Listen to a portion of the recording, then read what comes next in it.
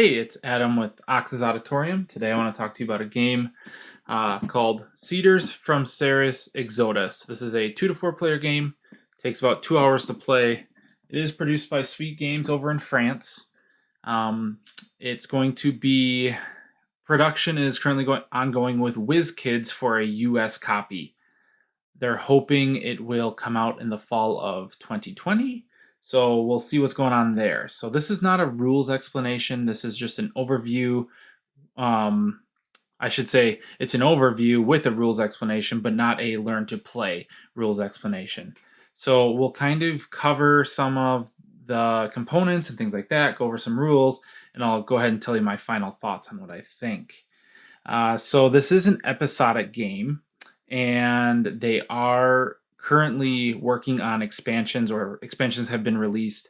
I met one of the gentlemen from Sweet Games at Gen Con 2019, and there was a little bit of a language barrier there, but for the most part, I did see some expansion boxes. So whether they're working on or currently out over there, I'm not 100% sure. But they also are in development of episode 2. So kind of depending, I think, how it goes in the US is when that could be released and things like that. So let's go ahead and take a look at the board. So the board is two-sided. So the other side is a 2-player variation. This is the 3 and 4. Basically, what it does is it tightens the bid spots that are available. I'll explain that in a little bit here on what that means in the rules.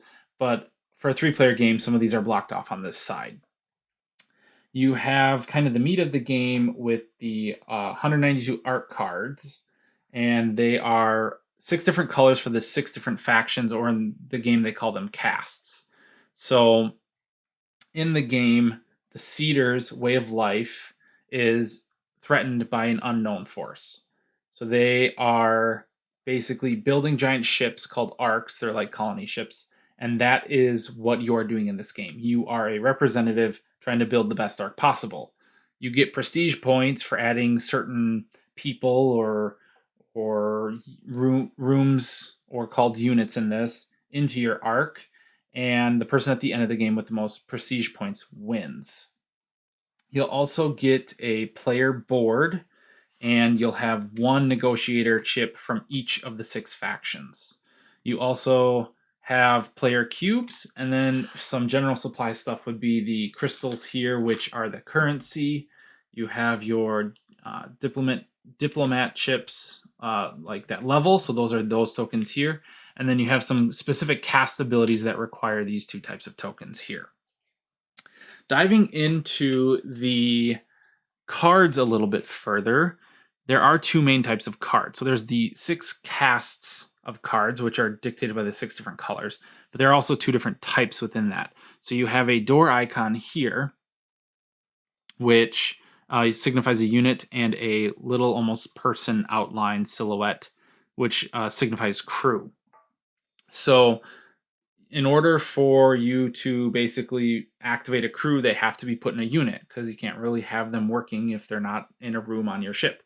And a room on your ship doesn't really work that well if you don't have crew. So in order to activate any of the special abilities on a card, you have to at least have a unit and crew connected to each other. That's why they have the art on the left side and then all the information on the right, so you can layer them out in front of you just like you see here. So the cards are multifunctional as well. So you have a recycle cost here. So if you have a card that you don't want, or sometimes you grab cards for the recycle cost, you can basically scrap it for that many crystals. Then, in order to actually play a card, if you want to play a card, on the right side here is the crystal cost to lay that into your arc. When you lay that down, these are the prestige points you will gain for that, and you actively keep track of your prestige points throughout the game, because that comes into basically the factor in phase 1.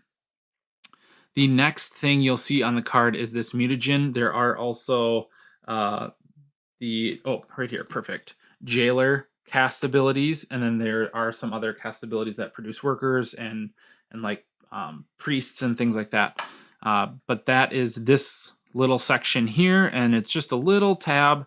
There are 2 kind of player aid cards that come with the game that explain all of the iconography, which is great. So these are super helpful. The next ability you have is a technical ability. So for example, this one in white here is passive. And so is this black outlined one here. This one requires you to pay crystals and also exhaust the card. In some cases, you just have to exhaust, or there's kind of different variations on the cards. I won't be going into every single type, but it just makes for a good little variety there. So those are technical abilities. The third type of ability you have is on this bioreactor you can see here. It's called a prestige ability, and they're basically passive as well, and they activate in the very last round of the game because what they do is they score you points. So you have a lot of active scoring as you go throughout the game. So that's how the cards break down. So we'll jump back to the overview here. Jumping right into it, I guess. Gameplay is played over 4 rounds, and each round has 5 phases. So starting with the first phase is the preparation phase. So the preparation phase is your upkeep phase per se. So your upkeep, you will unexhaust any exhausted cards you have, and then you will also determine turn order. So turn order is up in this corner up here, and you can see the rounds 1 through 4 signified by this token here. Now, whoever is in last place, so in basically reversed score order, so it goes last place, second to last, so on, all the way up to the person who's winning, will choose where they want to go in the turn order. So just because you're last doesn't mean you go first. There are strategic options for going differently, and I'll point those out as we head into there. But if I am losing and I am the blue player, I can maybe think that my strategy best plays going in the middle of the pack. So I can either choose 2 or 3. Let's just say for now I choose 2. Then going in that reverse score order, the other players will choose remaining spots, leaving the person in first, let's say it's green, gets whatever is left over. Now maybe that is 4th, but maybe also that's 3rd. It can change obviously on what's going on. But that is a fun little component to the turn order. The hardest part is just keeping track of it not always going clockwise or constantly changing throughout the game, but that happens in other games as well. So that is the preparation phase. Next, we go to the foundation phase. The foundation phase, a person is going to take just a stack of cards and deal 4 to every player at the table. And this is the drafting phase of the game. So I'm going to go ahead and take a look at my cards. Now, the interesting thing with 3 players is you will see one of these cards come back, but in a 4-player game, you won't. And you draft right down to the end. So I know like another common game is 7 Wonders, where you draft and the last one gets discarded. This is not the case here. You will draft all the way down. So I will pick a card, pass it on to the left. It does rotate. So like on turn 2, or round 2, excuse me, we would pass to the right then instead of the left. That does help change. So you got to keep an eye on both your neighbors. And then, so I will pick a card, pass, and everyone will pass. And once everyone's passed, you will then pick another card. And then you'll have 2 options at that point. And then the last card you just hand to the person, that's what they get. So that is the whole foundation phase. So now I have 4 cards. Now we're going to jump into the negotiation phase. So the third phase, we are basically negotiating. And for time's sake, I already have these cards set out, but you'll see maybe you can see it, I'm not sure. It might be a little hard to see, but there are numbers for slots in the board here. And you will always place in the same order, and you'll always pick up cards in the same order. So you'll lay them out, everyone kind of assess what they need, and then this is where the turn order also starts with red. So red gets to throw down a chip and bid for a card. So let's say red just throws down this chip here, and they're going to take 2 of their player cubes and put 1 vote out each. At the beginning of the game, every negotiator is basically level 2, or it's kind of confusing. It's a level for every cube it can place out, and every negotiator places out 1 cube on either side to begin the game. Then blue would go. So blue's going to go ahead and bid for a card. So we'll put one right there and put one on either side, and so on. So now what makes this interesting is if you ever align, so for example, this is my, we'll clear that out. This is my red, kind of like my working glass. That's the theme of the red ones. Negotiator cube. I will place this down. Now, I place it next to a red card.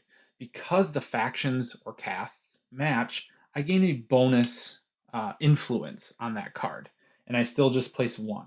So that matters no matter how many times you've leveled your cards. And we'll get to, or not cards, but diplomatic chips here. And we'll get to leveling here in a second. So there, I would then be able to, I'm up now on votes, and red would almost have to play their red in order to tie me. Otherwise, I'm going to win this card because I have the most influence around this card. Now, for example, if they did place their red down and put the 2 here and 1 here, and this card is a tie, when we go to assess who's won the cards and if you pick it up or not, in ties, the card gets discarded. So you have to win your card in order to take it.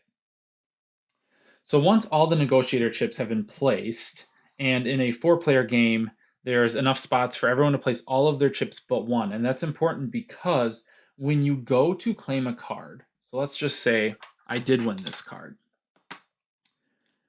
You will be going around, starting here, assessing each card and who's won. When I get to a card that I've won, not only do you pick up your card, but you have to pick up one of the chips that are adjacent that help you win that card. So for example, I'll take this blue chip. Now, I have this card I can put in my hand, and we keep going on until we assess that all of the cards have been picked up. So, once all the cards have been picked up, any chips that are left on the board get to level. So we're going to go ahead, and when I pick up my chip, I'm going to grab one of these level tokens, and I get to put it in one of the sides. So now my red chip always puts down 2 on one side and 1 on the other. And if I put it next adjacent to a red card, I can put 3 in 1, or I could put a 2 in 2, depending on which way I want it to go.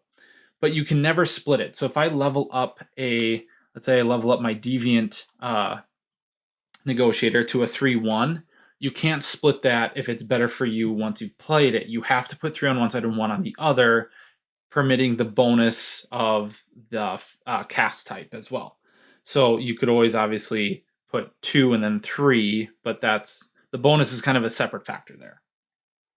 So once that's all been assessed and everyone has their hand of cards, you're going to move into the next phase, the integration phase. So I would say, backing up just a second here, the negotiation phase, in most cases, I've kind of seen it is a slight advantage maybe going first, especially if there's a card you really want. Because if there's a card you really want, you most likely can get it if you're going first.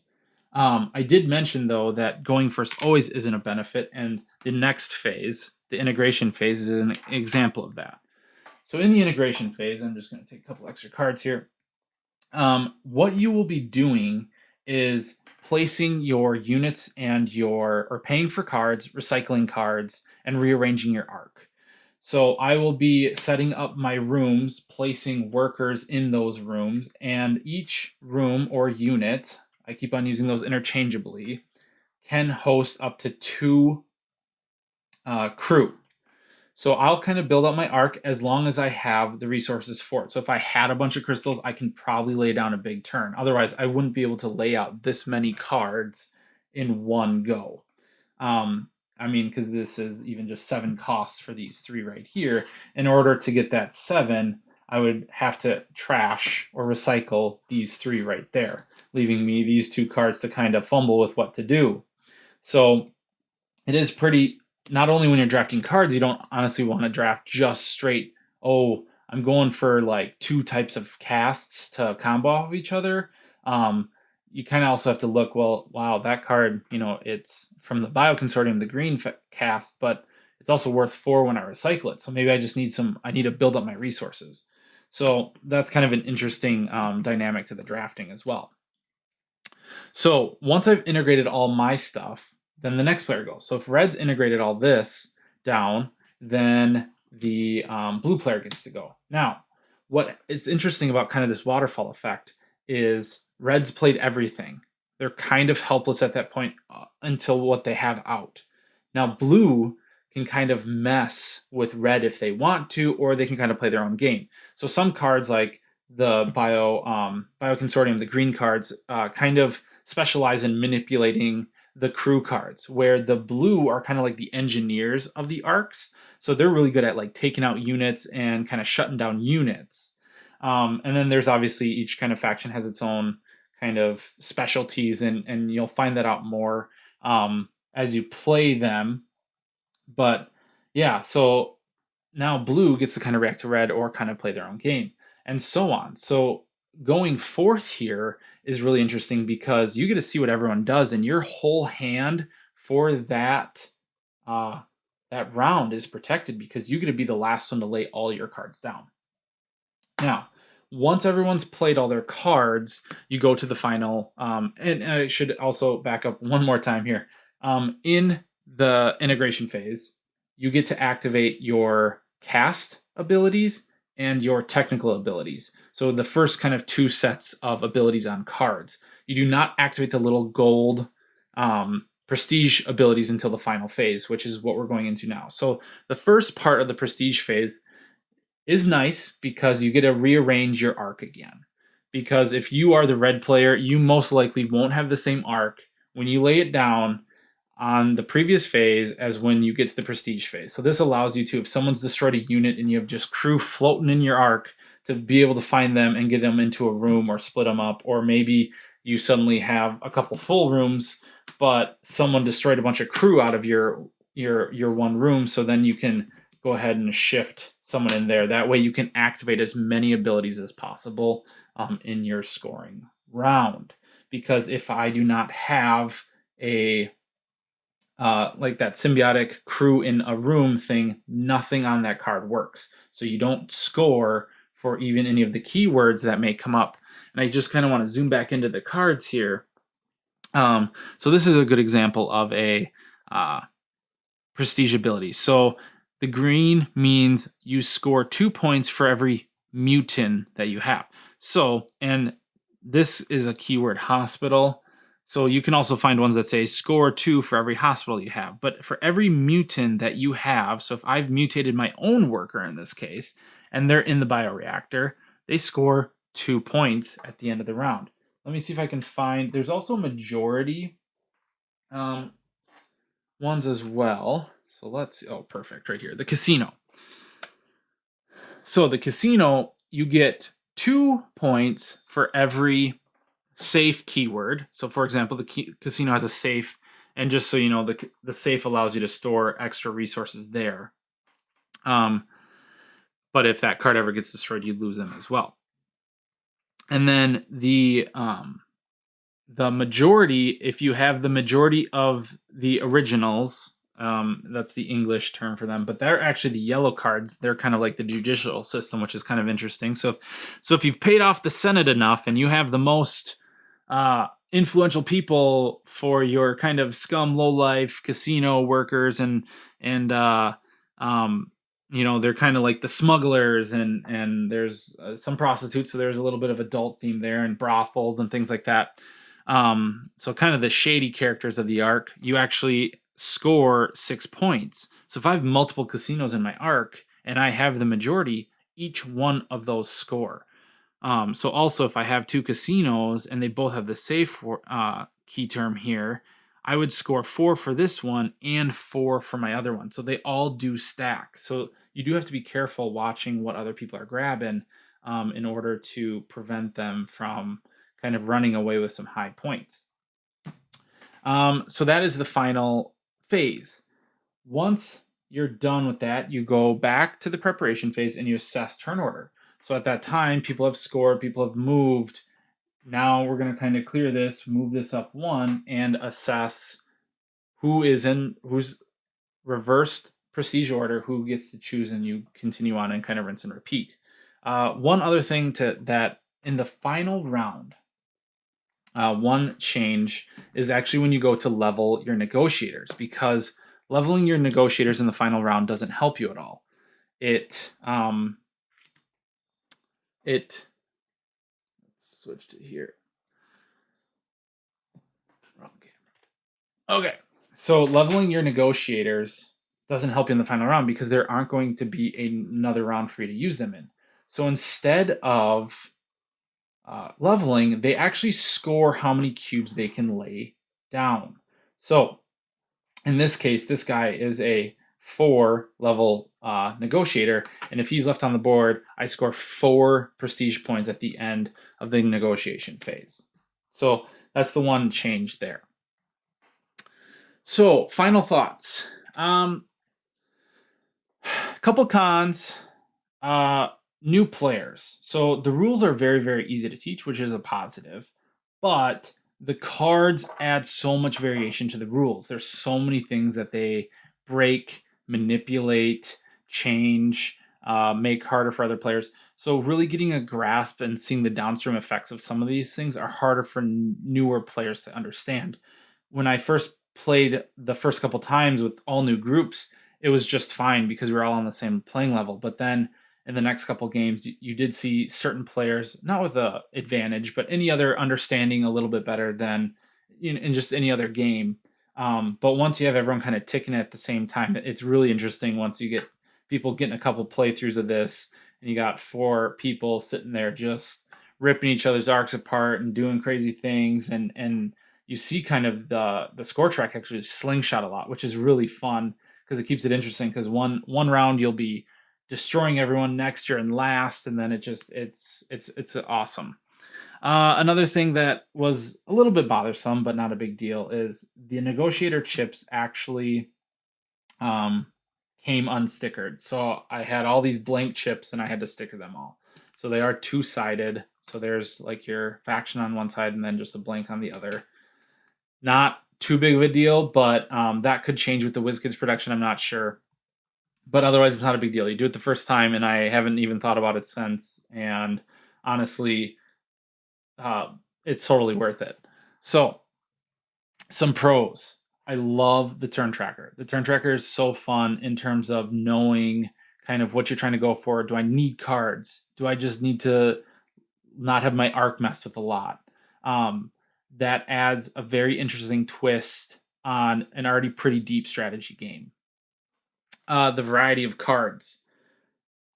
I'll teach someone new the game, and maybe they'll go heavy into the Bioconsortium and the architects. So the green and the blue. So they've got both the hackers and the mechanics and the crazy scientists mutating everyone, and they'll be like, oh my gosh, okay. So then they'll see other people play with different combos, and they're like, well, I want to try the Bioconsortium with these or this or that, and you just keep on wanting more. It's just you want to try something different. You want to, and even within each faction, they have different options. Like the Bioconsortium, for example, the green cards. Do you mutate other people's cards to get rid of them, or do you mutate yours to score points?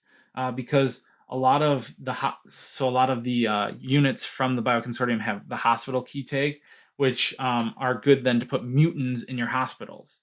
So that's kind of like an interesting twist too. Is every cast has different ways to play as well. So that's a huge positive, and it makes the replayability really high. Also, the art, it's so much fun. At least I think so.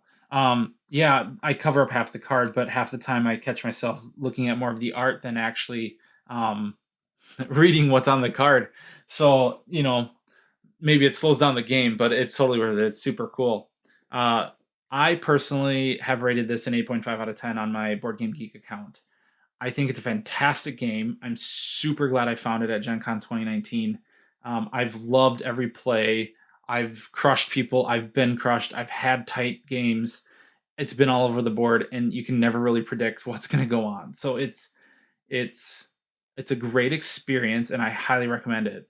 A little air of little caution. It is a heavier strategy game, so you will have people who might get in the think tank and have a little bit of a analysis paralysis, but overall, it's just fantastic, and I love the art. I mean, so I met the like I said, I met some of the people from the production, so I got some prints of their art just for me hanging out because they had a little bit of a snafu at Gen Con 2019. They only had one person at the booth, so talking with him, he was like, "Here, well, have a couple of the prints." So I got a couple of the prints from them, and they're just fantastic, and all the art is awesome.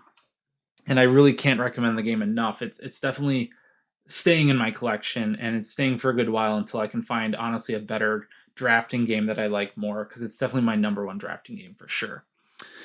So with that said, everyone have a great day, and we'll see you next time.